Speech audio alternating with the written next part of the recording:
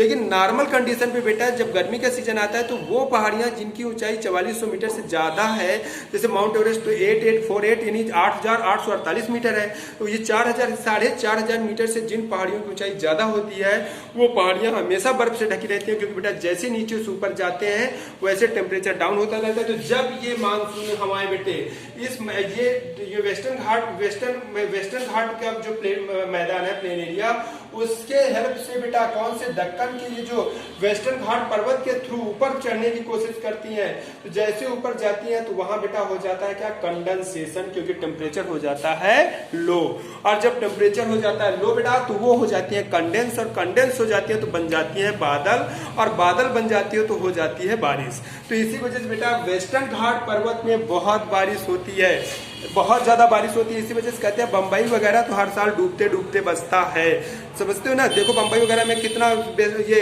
केरला वगैरह में बहुत ज्यादा बाढ़ होती है, इसी वजह से वहाँ खूब झीलें भी हैं। तो वो क्या कहते हैं बच्चों, तो ये वेस्टर्न घाट पर्वत की हम प्रॉपर्टी बता रहे हैं कि वेस्टर्न जो प्लेन मैदान है वहाँ पर तो बारिश ज्यादा होगी, लेकिन बच्चों यहाँ तक जब पहुँचते पहुँचते ये सारी बारिश जो बादल पानी थी अपनी सारा पानी देती है गिरा। अब बेटा जब यहाँ पर पहुँचते हैं, यहाँ से जब ऊपर यहाँ पहुँच जाती है हवाएं और ऊपर से इधर आती है, तो बेटा देखो धीरे धीरे नीचे की तरफ आ रही है, क्योंकि अब ये इसका स्लोप कहाँ है, वेस्ट टू ईस्ट की तरफ इसका स्लोप है। तो अब नीचे की तरफ आएंगे तो पानी बरसने का कोई सवाल ही नहीं उठता। क्यों नहीं बरसेगा, क्योंकि अब पे नीचे आ रही है, तो नीचे तो उनका टेम्परेचर धीरे धीरे हाई मिलेगा, सारा पानी तो उन्होंने यहाँ गिरा दिया, यानी जो वेस्टर्न के प्लेन में एरिया है वहां गिरा दिया। अब ये इसके बाद तो ये इधर से चलने वाली हमारे सारा पानी यहाँ गिरा देती है, यहाँ पर पहुंचते पहुंचते वो पानी से कम हो जाती है। तो ये बेटा जो हमारा वेस्टर्न प्लेट्यू जो वेस्टर्न का दक्कन का प्लेट्यू है, ये बन जाता है बेटे rain shadow area. Rain shadow area उसे कहते हैं जहां पर बारिश नहीं होती है। और क्यों नहीं होती है, क्योंकि इसकी सिचुएशन ही इसके लिए जिम्मेदार है ना। तो इस वजह से अगर दक्कन प्लेट्यू की बात करेंगे, जैसे कहेंगे नागपुर कर्नाटका, ये सब बातों करेंगे तो यहाँ पर होती है बारिश कम, इस वजह से यहाँ पर होती है कम बारिश वाली फसलें। ये चीज हम आपको समझा रहे हैं। तो बच्चों तो इस तरीके से यहाँ पर तो जैसे जैसे जब ये हमारा पर्वत यहाँ पर जब हमारा सन की लोकेशन टॉपिक ऑफ कैंसर के पहले होते हैं, यानी जुलाई में, स्टार्टिंग ऑफ जून में, मई में 15 मई तक हम सन हमारा टॉपिक ऑफ कैंसर की तरफ पहुंचने लगता है, तो ये हवाएं अपनी तरफ खींचने लगती है। इस वजह से यहाँ पर बेटे स्टार्टिंग में ही बारिश होने लगती है, मई में ही बारिश होने लगती है, एंड ऑफ मई में हमारा केरला वगैरह में बारिश होने लगती है, क्योंकि ये खींचने लगता है। और सन यहाँ पर जब हवाओं को अपनी तरफ खींचने लगता है तो यहाँ पर हवाएं टकराने लगती है और बारिश होने लगती है। और जब ये बारिश होने लगती है तो इसे कहते हैं मैंगो सावरिंग, या कहीं पर कहते हैं इलायची सावरिंग, कोडरमम की सावरिंग, मतलब जिस एरिया में जिस फसल को ये प्रॉफिट कराती है उसी की सॉरिंग कहते हैं। सॉरिंग मतलब फुहारे, ठीक है। मैंगो के जहाँ आम पकने का काम करते हैं वहाँ मैंगो की फुहार कहते हैं। जहाँ पर इलायची के लिए फायदे होते हैं, जहाँ लौंग के लिए फायदा होता है वहाँ कहते हैं लौंग के, ठीक है। तो इस तरीके से डिफरेंट नाम से हम लोग बच्चों जानते हैं। तो इस तरीके से मेरे कहने का मतलब, अब बच्चों यहाँ पर जब सन पहुंचा तो यहाँ पर होती है बारिश। अब ये देखो, अब बेटे एक बार पीसीएस में क्वेश्चन आया था कि पटना, कोलकाता, पटना, कानपुर, इलाहाबाद, कानपुर, दिल्ली और क्या कहते हैं एक जयपुर, ये शहर दिए हुए था और इनको कहा था कि इनको बारिश के डिक्रीजिंग ऑर्डर में शिफ्ट करिए। तो देखो बेटा, अब जब यहाँ से मानसून चलेगा, यहाँ से मानसून चलेगा, कहाँ से, बे ऑफ बंगाल से आ रहा है, तो बे ऑफ बंगाल से जो मानसून चलेगा तो यहाँ पर जाते तो बरसते चला जाएगा, क्योंकि धीरे धीरे ऊपर उठ रहा है हिमालय मानसून के हेल्प से, और बरसता हुआ चला जाएगा। जब ये वेस्ट में पहुंचेगा तो ये बारिश इसकी हो जाएगी कम, क्योंकि अधिकतर बारिश अपने गिरा चुका होगा। और इधर बेटे ये शिलांग की तरफ चला जाता है, शिलांग की तरफ, यहाँ पर गारो, खासी, जयंतिया जो कि क्या कहते हैं पहाड़ियां हैं। तो ये पहाड़ियां बेटे क्या होता है कि ये पहाड़ियों में ये मानसून एंटर करके हमेशा बरसता रहता है। इस वजह से मनीषा रामपुर और क्या कहते हैं मनसाराम और चेरापूंजी इसी एरिया में आती है, इस वजह से यहाँ पर बहुत बारिश होती है।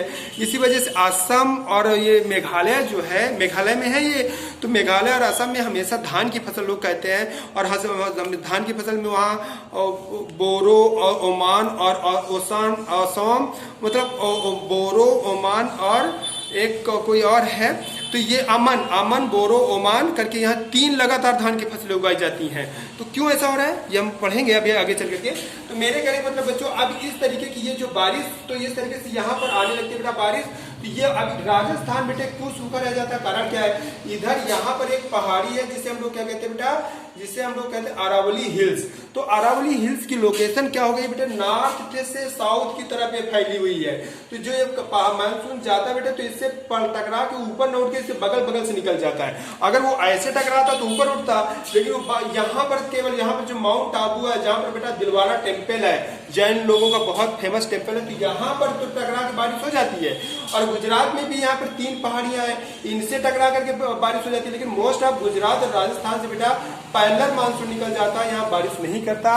और इधर से आने वाला मानसून बेटा यहाँ तक पूरी दिल्ली के आगे तक अपनी पूरी क्या कहते हैं वो गिरा देता है, अपनी पूरी बारिश जितना वेपर लेके आता है वो सब गिरा देता है, कंडेंस होकर के खत्म हो जाता है। इस वजह से बेटा ये वेस्टर्न पंजाब, राजस्थान और ये गुजरात का पोर्शन बहुत सूखा रह जाता है, यहाँ बारिश नहीं होती। तो इसी वजह से यहाँ पर सूखा वाली फसलें होती हैं, जैसे ज्वार, बाजरा स्पेशली तो ये राजस्थान, गुजरात और महाराष्ट्र में पैदा होती हैं, खासकर राजस्थान और गुजरात में पैदा होती हैं। तो इसके रीजन हम तो ये बता रहे थे। तो बेटे इस तरीके से क्लाइमेटिक कंडीशन है। अब बेटे क्या होता है कि सन क्या होता है जुलाई के बाद फिर अपना लौटना शुरू कर देता है, और यहाँ पर सन 2 बार आता है, इक्वेटर पे सन 2 बार आता है। बच्चों हम आप बता दें, जब नॉर्थ से वेस्ट, साउथ से नॉर्थ जाता है, जब नॉर्थ से साउथ आता है, तो ये साल में 2 बार इक्वेटर पर सन 90 डिग्री चमकता है। और इस वजह से इक्वेटर पर 2 बार साल में बारिश का मौसम आता है। तो इस वजह से वो सारे देश जहां से इक्वेटर पास आउट होती है वहां पर हमेशा साल में 2 बार बारिश का सीजन आता है, साल में 2 बार। जैसे हमारे यहाँ बारिश का सीजन एक ही बार आता है जून के बाद से, और लेकिन जब से इक्वेटर के पास जो कंट्रीज है यहाँ बारिश में का सीजन 2 बार आता है। इसी वजह से बेटा जो मेन नदियां हैं, जो बहुत बड़ी नदियां हैं, जैसे आपकी बेटा ब्राजील में ले लो अमेजन रिवर, अमेजन के मैदान कहते हैं, हमेशा हरे भरे रहते हैं, बहुत डेंस फॉरेस्ट है कहते हैं, वहां तो घुस जाओ तो लोग दिखते नहीं, सूरज का प्रकाश वहां दिखाई नहीं देता, इतना ज्यादा डेंस फॉरेस्ट है। और क्या नाम से वहां अजीब टाइप के एनोकोंडा वगैरह सांप पाए जाते हैं, वहां जाना मत बेटा, एनोकोंडा पाए जाते हैं, ठीक है।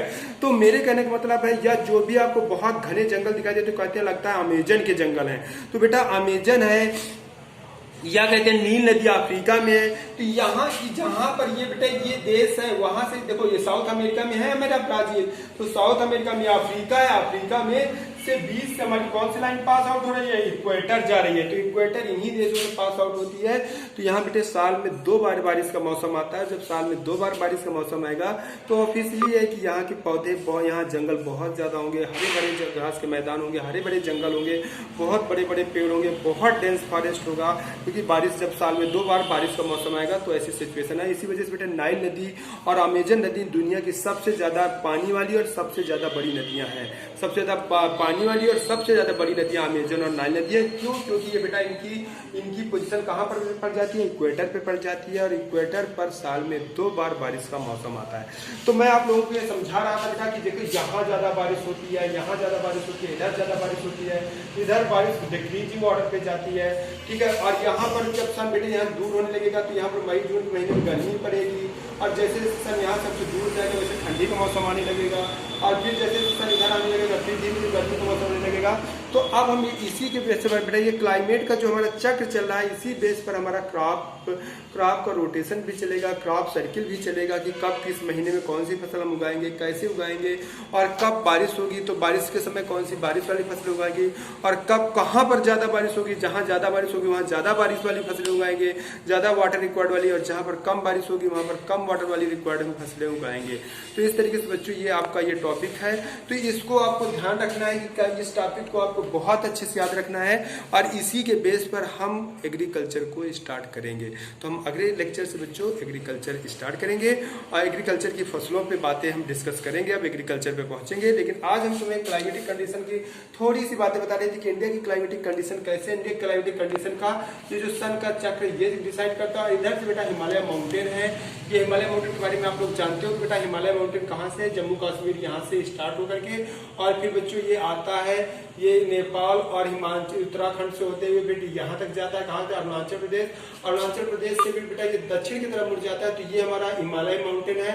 इधर बेटा इधर की जो हमारी ये काराकोरम हिल्स वगैरह है, ये हिमालय माउंटेन का हिस्सा नहीं है, इसके बारे में हम आपको बताएंगे। ये बेटा हिमालय माउंटेन इधर वेस्ट में चौड़ा है, इधर फिर सकरा होता चला जाएगा, इधर हिमालय माउंटेन बेटे पाकिस्तान में चला जाएगा। पाकिस्तान में बेटा इसे किस नाम से, हिंदू को मतलब सुलेमान पर्वत के नाम से जाना जाएगा। और इधर और इसकी ब्रांच आगे बढ़ जाएगी और ये अफगानिस्तान चला जाएगा जहाँ इसे हिंद कुश पर्वत के नाम से जाना जाएगा। और इधर अरुणाचल प्रदेश से आगे आकर के बेटे हमारा पर्वत साउथ की तरफ मुड़ जाता है, जिसे नगा गारो इन हिल्स के नाम से जानते हैं। और फिर म्यांमार में चला जाता है। म्यांमार में बेटा इसे अराकान पर्वत कहते हैं। और अराकान पर्वत होने के बाद फिर ये समुद्र में धंस जाता है। और समुद्र में जो आज हमारे अंडमान निकोबार आइलैंड है, ये हिमालय माउंटेन का समुद्र में धंसा हुआ पोर्शन है, याद रखना। तो ये बेटा अराकान होते हुए समुद्र में धंस जाता है। और फिर यहाँ पर बेटा हमारे पास कुछ आइलैंड है, जैसे यहाँ पर सबसे पहला जो आइलैंड मिलता है बेटा, वो आइलैंड हमारा क्या नाम है, उस समय म्यांमार के कब्जे में है, पेमका ऐसे करके उसे कहते हैं। और फिर ये अंडमान निकोबार आइलैंड ये बन जाती है। तो हिमालय माउंटेन का पार्ट है, लेकिन बच्चों जो हमारा लक्षद्वीप है ये हिमालय माउंटेन का पार्ट नहीं है, ये किसी पर्वत का पार्ट नहीं है। ये कोरल एक जीव होता है बेटा समुद्र में, जिसे हम लोग क्या कहते हैं, सीपी कहते हैं या कोरल कहते हैं। वो जीव है, वो चूना खा करके सिल्ट करता चला जाता है और इतने बड़े बड़े क्या कहते हैं आइलैंड का फॉर्मेशन करता है। तो ये एक तरीके से चूने की पहाड़ियों से बना, चूने की उससे बना हुआ है। लेकिन ये जो हमारा हिमालय माउंटेन का पार्ट है, तो ये बेटे हमारी देश की क्लाइमेटिक कंडीशन हिमालय माउंटेन से डिसाइड होती है। इधर से आने वाली ठंडी हवाओं को रोक देता है, क्योंकि इधर बेटा हमारा 60 डिग्री का 66.5 डिग्री का जो आर्कटिक व्रत जाता है, वहाँ पर एकदम बर्फ जमी रहती है। तो वहाँ से आने वाली ठंडी हवाओं को रोक देता है, जिसकी वजह से बेटा भारत में बहुत ज़्यादा ठंड नहीं पड़ पाती है। वरना ठंड के समय तो इंडिया में इतनी ज़्यादा ठंड हो जाएगी बेटा, सर्वाइव करना जैसे कहाँ पर है, जैसे कि आप लोग जानते हैं कि साइबेरिया के एरिया में सर्वाइव करना बहुत मुश्किल होता है, वैसी सिचुएशन क्रिएट हो जाए। और हिमालय माउंटेन की वजह से हमारी क्लाइमेटिक कंडीशन ऐसे चलती है। और ये क्लाइमेटिक कंडीशन हमारा सन के मौसम पे डिपेंड करता है, बारिश का सीजन। और ये सब सारे सीजन को होते हुए फिर हम जब पढ़ाएंगे आपको तो बताएंगे कि एग्रीकल्चर में धान यहाँ क्यों ज़्यादा होता है, यहाँ बारिश ज़्यादा होती है, बारिश यहाँ क्यों ज़्यादा होती है, ये हम सब तुमको पढ़ा समझाते हुए आगे एग्रीकल्चर चैप्टर को कंटिन्यू करेंगे। ओके बच्चों, थैंक यू। आज इतना ही रहेगा, आगे हम लोग कल कंटिन्यू करेंगे।